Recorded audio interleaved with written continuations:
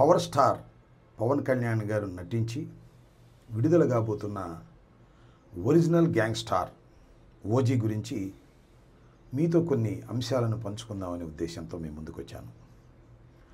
ఇప్పుడు రాష్ట్రంలో సినిమా అభిమానులు అదేవిధంగా రాజకీయ అభిమానులు కూడా ఓజీ విజయవంతం అవుతుందా లేదా అనే దానికోసం ఎదురు చూస్తున్నారు.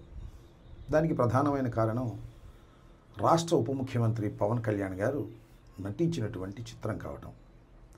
దానితో పాటు ఇంతకుముందు రిలీజ్ అయినటువంటి 2 చిత్రాలు, అది బ్రో కానివ్వండి, హరిహర వీరమల్లు కానివ్వండి, అనుకున్నంత విజయాన్ని సాధించలేకపోవటం వల్ల ఈ ఒరిజినల్ గ్యాంగ్స్టార్ చాలా ప్రతిష్టాత్మకంగా తీస్తున్నటువంటి చిత్రం కాబట్టి ఇది ఏ విధంగా ఆడుతుంది అనేది అందరిలోనూ చిన్న ఉత్కంఠత ఉంది.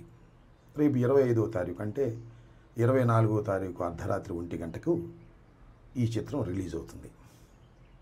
ఈ చిత్రం నాకున్న అవగాహన మేరకు, నాకున్న పరిజ్ఞానం మేరకు ఖచ్చితంగా హిట్ అవుతుందని నేను అనుకుంటున్నాను. దానికి ప్రధానమైన కారణాలు ఏమిటంటే, పవన్ కళ్యాణ్ గారు ఇంతకుముందు నటించినటువంటి 2 చిత్రాలు కూడా, ఒకటి బ్రో, 2 హరిహర వీరమల్లు అనుకున్నంత విజయాన్ని సాధించలేకపోయాయి. కాబట్టి ఈ సినిమా ఖచ్చితంగా విజయం సాధించాలనే కసితో పవన్ కళ్యాణ్ గారు పనిచేసి ఉంటారనేది నా అభిప్రాయం. దానితో పాటు డైరెక్టర్ కూడా గత 2 సినిమాలు అంతగా విజయం సాధించలేదు కాబట్టి ఈ చిత్రాన్ని విజయం సాధించే విధంగా మనం గట్టిగా కృషి చేయాలనే పట్టుదల ఆయనలో కలిగి ఉంటుంది. మూడవది దానయ్య గారు, ఈ చిత్ర నిర్మాత.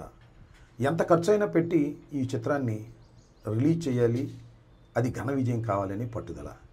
ఈ పట్టుదల మధ్యన జరిగినటువంటి ఈ చిత్ర షూటింగ్ వల్ల కొంత మెరుగైనటువంటి ఫలితాలు వస్తాయని, ఖచ్చితంగా ఈ సినిమా అన్ని జాగ్రత్తలు తీసుకుని ఉంటారని నేను భావిస్తున్నాను. ఆ నమ్మకంతోనే ఈ సినిమా విజయవంతమవుతుందని నేను భావిస్తున్నాను. హరిహర వీరమల్లు చాలా హడావుడిగా తీశారు. అనుకున్న స్థాయిలో చివర్లో గ్రాఫిక్స్ కూడా సరిగా చేయలేకపోయారు. అసలు హరిహర వీరమల్లు విడుదలైతే చాలు అనేటువంటి పద్ధతుల్లో జరిగినటువంటి సినిమా షూటింగ్ అది. ఇదేమో పవన్ కళ్యాణ్ గారు తన రాష్ట్ర బాధ్యతల్ని, ఉప ముఖ్యమంత్రి బాధ్యతలను కూడా పక్కన పెట్టి దీని మీద కాన్సన్ట్రేట్ చేశారు కాబట్టి ఇది విజయవంతం ఖచ్చితంగా అవుతుందనేది నాకున్న అభిప్రాయం. అవ్వాలనేది కూడా నా కోరిక. ఎందుకంటే సినిమాలు, పవన్ కళ్యాణ్ గారు నటించినటువంటి సినిమాలు విజయవంతం కాకూడదని కోరుకోవాల్సిన అవసరం మాకు లేదు.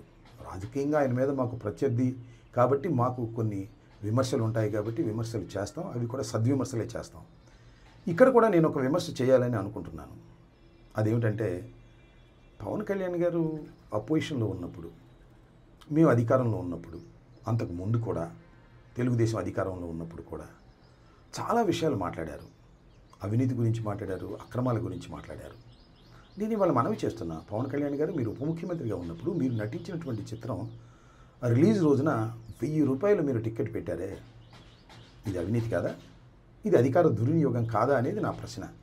సరే, దులపరించుకుపోతానంటే నేను చేయగలిగింది ఏమీ లేదు.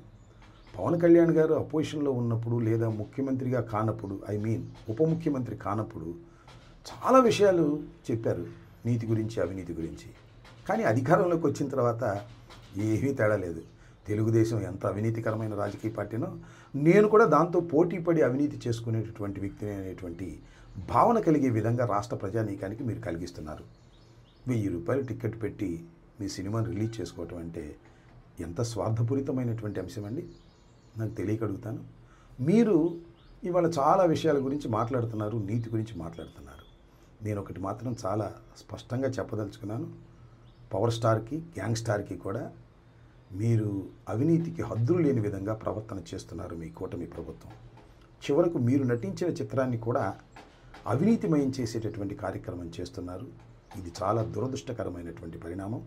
మీరెవరికి నీతులు చెప్పినా అది సమంజసంగా ఉండదనే విషయాన్ని మీరు ఇప్పుడైనా గమనించాలని కోరుకుంటూ, మీ గ్యాంగ్స్టార్ అద్భుతమైన విజయాన్ని సాధించాలని, దానయ్య గారికి అద్భుతమైన దండిగా డబ్బులు రావాలని, మీరు సినిమా హీరోగా పేరు ప్రఖ్యాతులు తెచ్చుకోవాలని, కొణిదెల కుటుంబానికి మరింత గౌరవాన్ని తీసుకురావాలని ఈ సందర్భంగా మనస్ఫూర్తిగా కోరుకుంటున్నాను. అందరికీ నమస్కారం. నేను మీ కిరణ్ రాయల్. ఓజీ ఫీవర్ ప్రపంచమంతా మొదలైంది. పవన్ కళ్యాణ్ గారి అభిమానులకే కాదు ఫేవర్ ఈసారి వైసీపీ వాళ్ళకు కూడా తాకింది. రాష్ట్ర వ్యాప్తంగా ఉన్న వైసీపీ నాయకులు కూడా ఓజీ ఫీవర్ తాకినట్టుంది. అందరూ గజ గజ గజ ఉనికిపోతున్నారు. ఇందాకే మాజీ మంత్రి, మాజీ ఎమ్మెల్యే ఆయనే అంబటి రాంబాబు, ఆయన నియోజకవర్గ ప్రజల మీద ప్రేమ ఉండదు, ఆయనకి ఇచ్చిన శాఖ మీద పట్టు ఉండదు, నాకు అవగాహన ఏం తెలీదు. ఆయన తెలిసిందంతా పవన్ కళ్యాణ్ గారి సినిమాలు రివ్యూలు ఇవ్వడం, మెగా అభిమానుల సినిమాలు రివ్యూలు ఇవ్వడం, అదే ఆయన పని అయిపోయింది.